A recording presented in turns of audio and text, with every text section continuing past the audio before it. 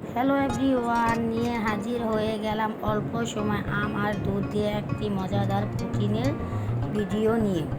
আপনি অল্প সময় এই পুডিংটা বানিয়ে নিতে পারবেন। আমি প্রথমে দুটি আম সুন্দর করে পরিষ্কার করে পানি দিয়ে ধুয়ে চোকলা থেকে আমটি সুন্দর করে ছাড়িয়ে নিচ্ছি।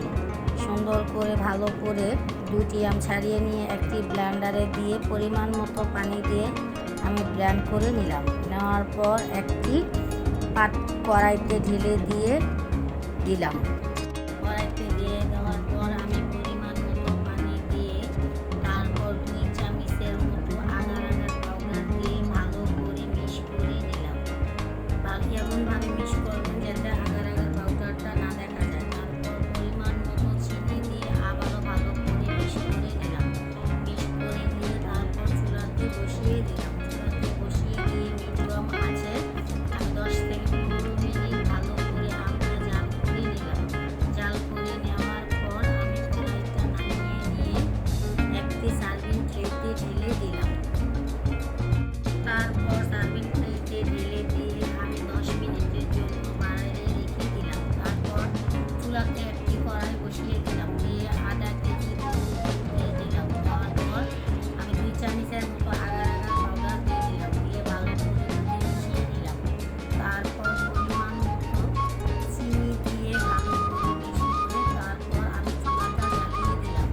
চুলাটা জ্বালিয়ে দেওয়ার পর আমি কিছুক্ষণ এটাকে ভালো করে জাল করে নিলাম। 10 থেকে 15 মিনিট জাল করে নেওয়ার পর অনেকটাই সুন্দর জাল হয়ে গেছে। তারপরে গ্যাসটা বন্ধ করে দিলাম। গ্যাসটা বন্ধ করে একটু ঠান্ডা হওয়ার জন্য নিচে রেখে দিলাম।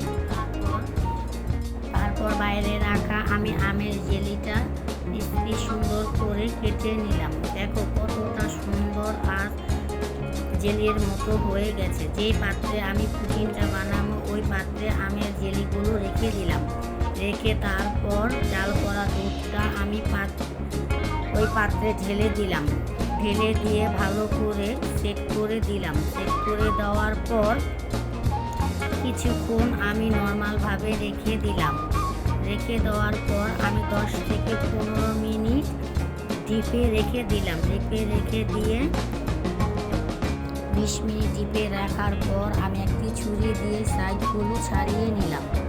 ছাড়িয়ে নেওয়ার পর আমি একটি প্লেটে সুন্দর করে পুডিংটা ঢেলে নিলাম। ঢেলে নেওয়ার পর দেখো আমাদের পুডিংটা দেখতে কতটা সুন্দর হয়েছে। আপনি যত ফ্রিজে রাখবেন এই পুডিংটা খেতে ততই মজা লাগবে। আর আমাদের ভিডিওটা যদি আপনাদের ভালো লাগে আমার চ্যানেলটাকে সাবস্ক্রাইব করে দিবেন। পাশে থাকা বেল বাটনটি বাজিয়ে নতুন নতুন ভিডিও পেতে আমাদের সাথেই থাকবেন।